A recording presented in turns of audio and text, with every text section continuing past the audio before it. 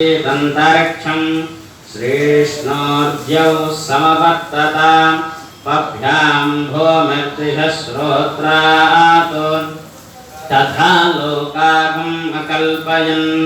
वेदाहमेधं पुरुषं महान्तम् आदित्यवर्णं तमसस्तु भारे सर्वाणि रूपाणि विजत्य धीरः नामानि कृत्वा अभिवदन्यधास्ते धाता पुरस्ताद्यमुदा जहार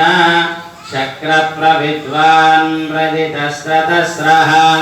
तमेवं विद्वानमृत इह भवति नान्यपन्थायनाय विद्यते यज्ञेन यज्ञमयजन्तु देवाः तानि धर्माणि प्रथमान्यासन् ते हनाकं महिमानश्चजन्ते यत्र पूर्वे साध्याः सन्तु देवाः अभ्यः सम्भूतपृथिव्यैरसाश्च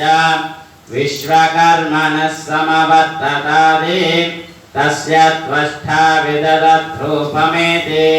तत्पुरुषस्य विश्वमाजानमग्रे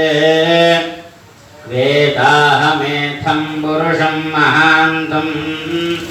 आदित्यवर्णम्